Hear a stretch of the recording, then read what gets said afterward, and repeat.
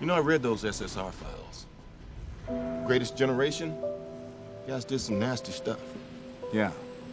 We compromised, sometimes in ways that made us not sleep so well. But we did it so that people could be free. This isn't freedom. This is fear.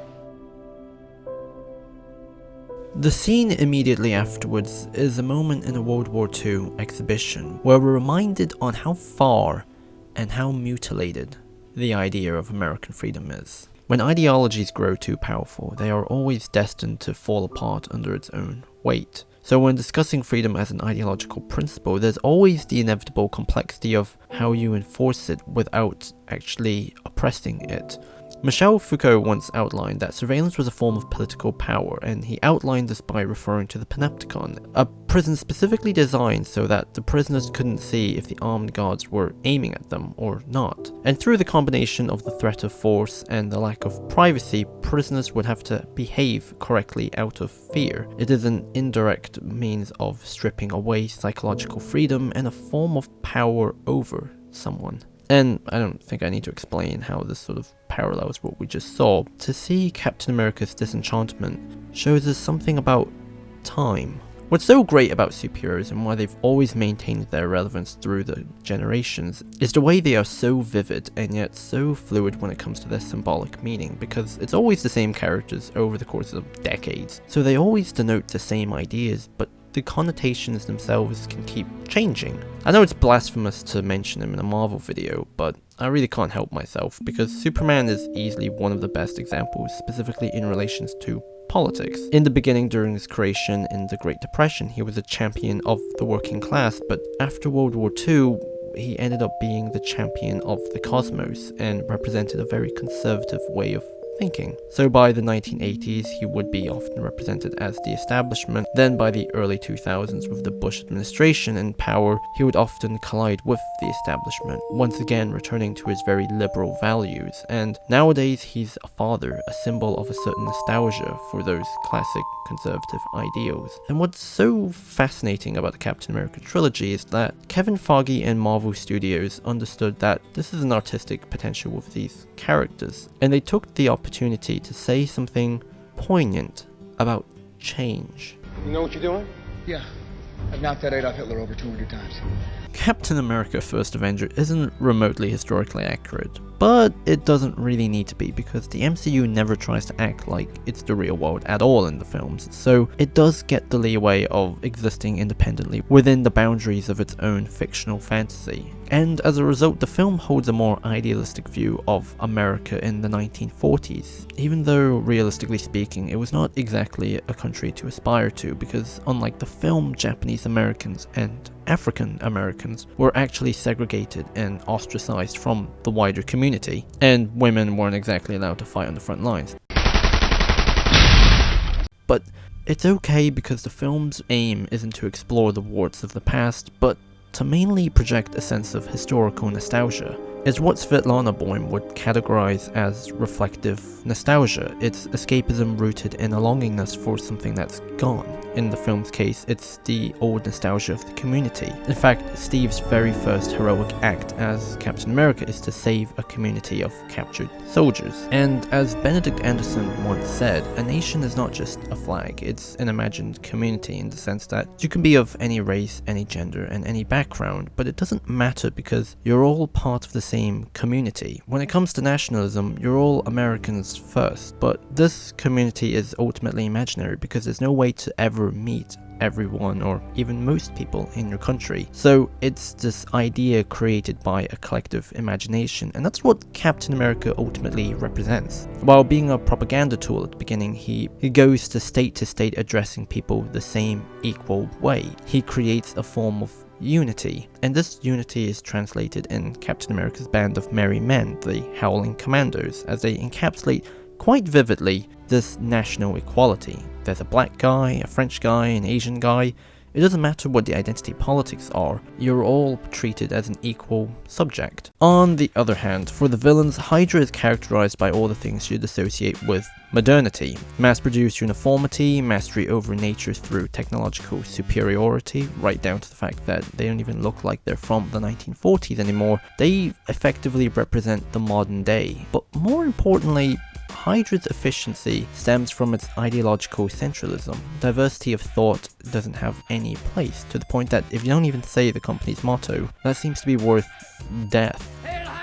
First Avenger is not a perfect film, but it does interestingly connect the idea of an incompatibility between the empirical efficiency of modern day with traditional romanticism of the past. Red Skull doesn't see his own men as a loyal community made up of believers, but instead cogs in a machine. But the problem with an ideology that has grown so powerful and dominant through its flawless efficiency is ultimately destined to shatter under its own weight. Every Hydra agent that we've tried to take alive has crunched a little pill before we can stop it.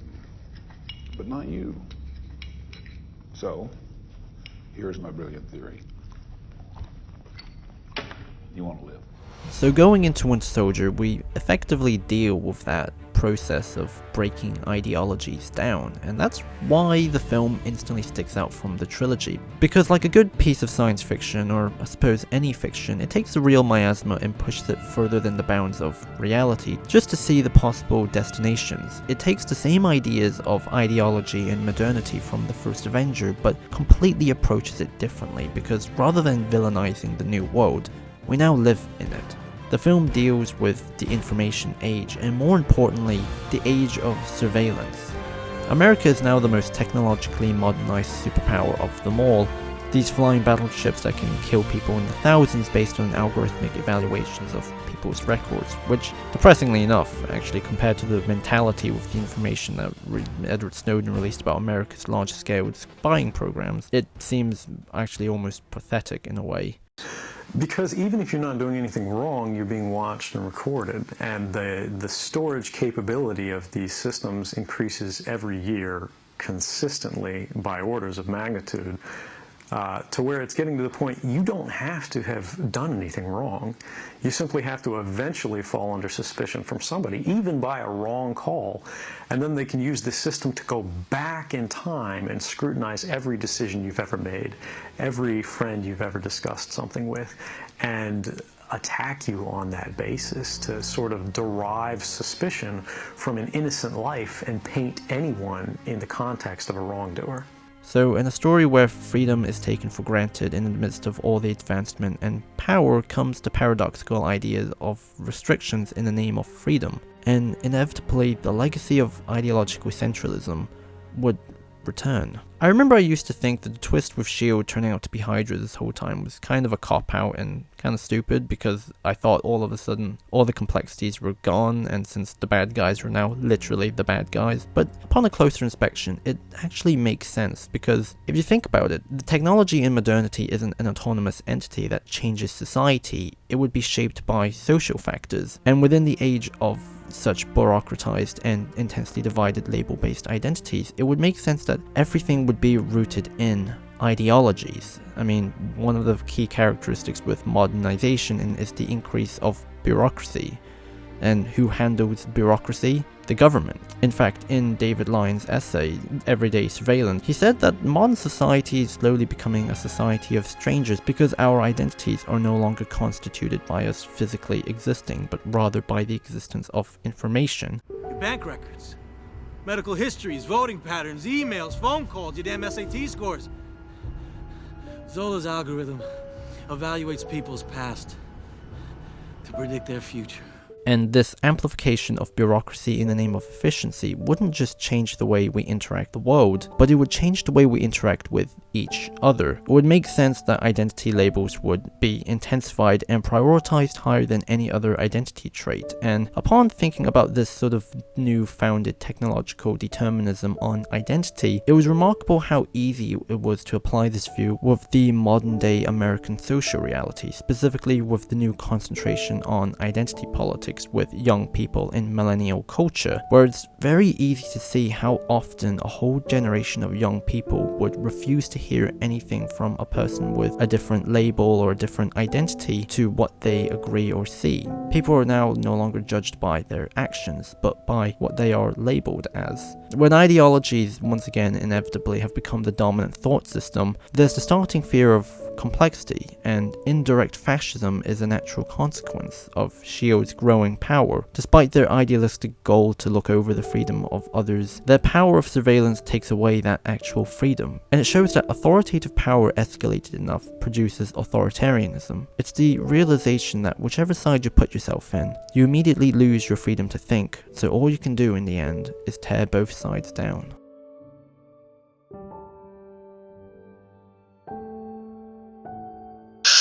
On a lighter note, what's kind of fun is that if you look at the Avengers films, they act as direct rebuttals with each Captain America film in terms of exploring modernity, because the way they're released, they are direct follow-ups of each other, and they create effectively a mosaic of emotions. In both Avengers and in Age of Ultron, Steve befriends Tony, the one character who encapsulates the modern man. Genius, billionaire, playboy, philanthropist. But despite being diametrically opposed to each other, he still learns to become his friend. We see the democratization of technology, the wider existence of traditional moral values, and through the joys of these films, we see Steve find his relevance. But in all things considered, Civil War is kind of like the final microphone drop. It's the final critique to win the debate on why modernity sucks balls. And what's kind of fun about Civil War, especially when you compare it to The Winter Soldier, is that it prioritizes the politics below the drama this time, because it's not really about the politics of signing up to the Sokovia Accords, because that completely dissolves by the end of the film. At this point, Captain America has a fully formed political opinion. Some people understand him as a representative of right-wing neoliberalist politics because of his complete and utter rejection of government oversight on the private operations of the Avengers, but unlike the comic, this doesn't become the reason why Captain America fights Iron Man. In the film, he's more of a political outsider because he would rather retire than to be a subject of this rotten political system. Staying together is more important than how we stay together. What are we giving up to do it?